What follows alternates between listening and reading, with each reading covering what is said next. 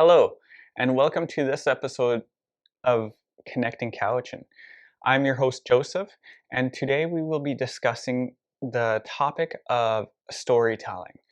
And this subject is very important to the Coast Salish people of the Cowichan Valley who speak the language of Hulkameetnam, because this historically has been our way of passing down knowledge, traditions, and cultural values. And we have Ruby Peter. And just want to introduce yourself there, Ruby? Interesting tomato wet to need snat quatmits and eat penelica eat squamish. My homework snit is the tomato wet. My honey tomato snit is Ruby Peter. I'm named after my mother with my Hulkameetnam name and my English name. So from our Hulkameetnam culture, we have a lot of emphasis on storytelling because our culture is very much an oral history, and that's how we've kept our history, is through the tradition of orally passing down the information. Mm-hmm. Now, I wanted to ask about traditional storytelling, and I myself am not even sure where to start with asking a question about traditional storytelling, because I feel as if I'm very naive when it comes to our traditional storytelling ways. I think a really good way to explain it would be, say that we're going to do a storyboard, and we'd put a board between us, Mm-hmm. and we'd put 4 spots on the board, and Right. on the four portions, we'd ask them would give them the storyboard and ask them to draw a picture on the Mm-hmm. storyboard. It doesn't matter what the picture is, but we're going to make a story out of what they tell us. Okay. So the children would be the ones picking the photos. Oh, okay. And then we'd bring the Hulkameetnam in and start explaining in Hulkameetnam, this is the house, this is the dogs, this is mommy and daddy. Mm-hmm. So that's your story right there. Okay. In Hulkameetnam. So as soon as we get the storyboard, the pictures done for the 2 kids, we'd Mm-hmm. bring it to Hulkameetnam and have it translated and transcribed. Bring it back and we could tell it in Hulkameetnam. Oh, okay.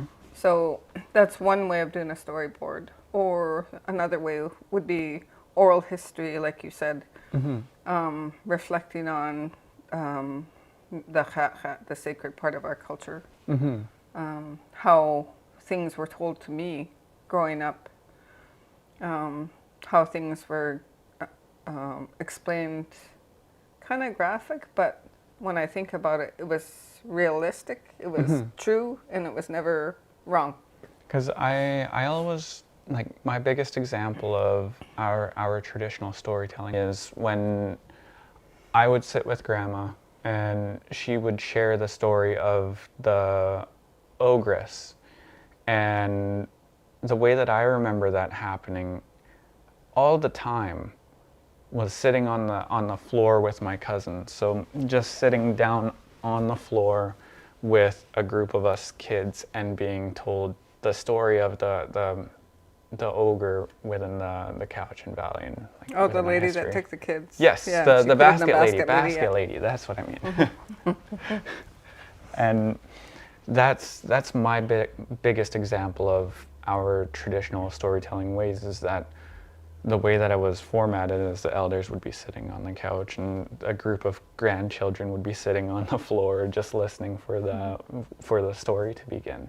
I think one of the stories that turned out to be really beneficial to the program would be Jealous Moon, told by Chris Alphonse, translated and transcribed by Donna, Mom, and Auntie Dolores. And Jealous Moon was exactly that, a storyboard. That's how it started. Storyboard. Was the moon was jealous of the sun because the sun had. Anyway, all the characters came in through the storyboard, and that was I think 10 characters or 8 characters. I don't remember how many exactly. And we started with the storyboard, And we started with the moon, the sun, and then we added all the characters. And then Mom came up with something similar to Zinqua, because historically Zinqua was just a story as well. Zinqua was just about our warriors going out and coming back and losing loved ones, and that's. But theirs is just their stories told it just by songs. A song and dance. But the Jealous Moon is told by the people that are playing the parts in Hulkameetnam, only in Hulkameetnam. So Jealous Moon would be more of a It's a theater play. Yes. Yeah, okay. That makes sense. And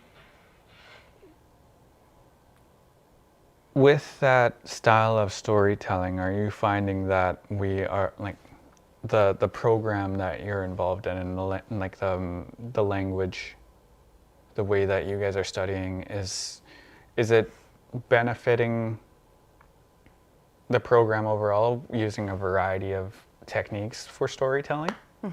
Because we don't just use the storyboard. We don't just use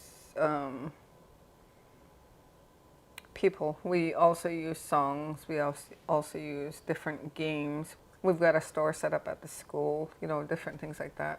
So the store set up for the math program, and it's set up to allow the students to understand the significance of shopping in Hulkameetnam, and it's not that easy. No, I have no doubt about that. And adding Hulkameetnam is even more difficult. Even more difficult to it, fair enough. Yeah, because I find myself struggling to learn Hulkameetnam. I'm not necessarily involved in a program myself. I very much have spent the time to do as much learning on my own as possible, and just based off of what I've learned from Grandma and yourself. But the importance of sharing the knowledge and handing it down is something she really made. It was of utmost importance to her. So I do the best I can to follow what she taught me. To uphold and maintain her legacy, I completely understand that, because I do as well want to see our people's culture thriving in the future, and how that looks currently, I don't know. When you're thinking about your mom's legacy and where she has started and where it has gone so far, when you think about yourself and your grandchildren, are you thinking about how you want to pass down the same traditions and culture? Every aspect of my life, she's implemented in my smuskin, my brain, that I have to be teaching somebody something of what we have to carry on with, what we have to hand down.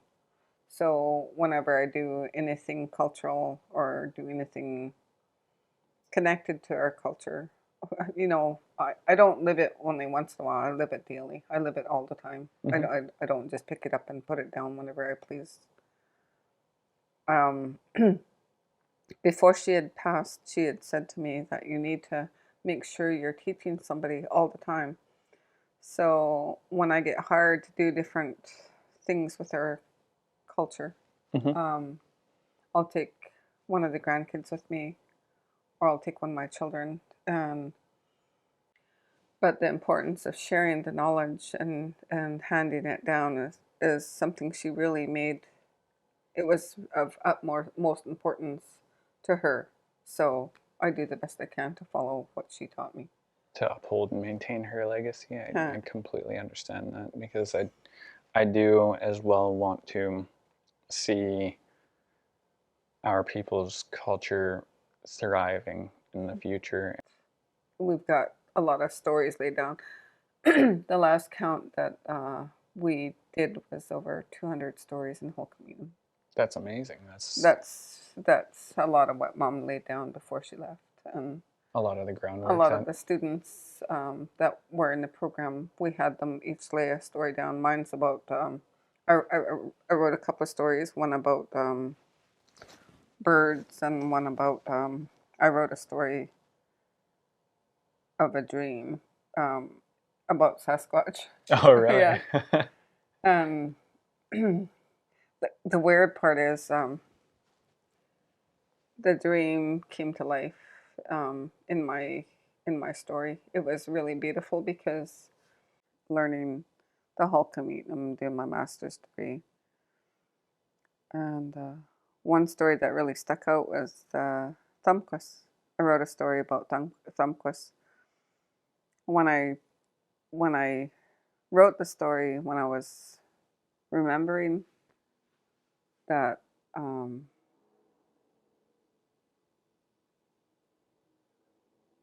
the various aspects, I was little like your son. I was like maybe 2 or 3.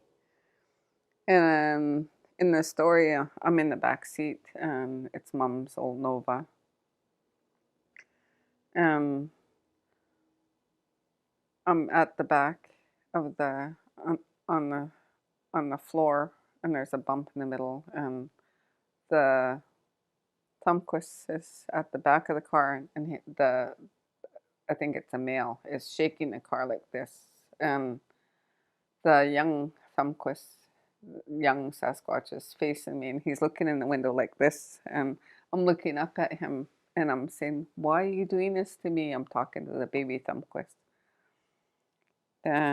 I'm pleading with him to get his daddy or his mommy to stop because I'm little. I'm only 2. And I'm scared, but I'm not scared so petrified I'm crying. I'm not crying. I'm communicating with my head to these 2 Sasquatches. And it was kind of weird because Mom looked at me and she said, "Are you sure this didn't happen, Mana?" And I said, "No, it didn't happen, Mom." And she looked at me, and the way she looked at me and the way she said it, it made me think, did it happen? You know? Because I've always heard a lot of stories about Thumquist, and um, we tell the Thumquist stories to keep our kids inside. And I remember the elders talking about their children and how Thumquist scared them enough to keep them inside. And I was talking to about this story, and her mom called her sister Denelda Louis, and her kids, Frances Louis's kids. And we're just talking about various Thumquist stories, the Sasquatch stories, and cousin Frankie come running over, and he goes, "Did Mom ever tell you about the story about what happened to us? It came to our door, and it was holding the door like this, and it's yelling at us." And he goes, "I don't know what it's saying, but we're all scared, and we're probably from here about 6 feet away from it." And he said it's holding the door like this, and it's screaming at them. And he goes, "For the world of us, we didn't understand what it wanted, but it was like it was telling us to stay inside." Um, and then cousin Frankie looks at me and he goes, "I don't know what to think anymore," because he said it was so real that it was actually right there in front of them, you know. And that's how I felt when I did this story. I felt like it was real. I felt like it was a true thing that actually happened. Thank you for tuning into this episode of Connecting Cowichan. And this episode has been about traditional storytelling and how a story is told, how the story is made, and the different mediums to tell a story. And I'm definitely very excited to see how this progresses, because we are actually doing a different medium with doing a TV series. And we had discussed different outlets that are being utilized for storytelling.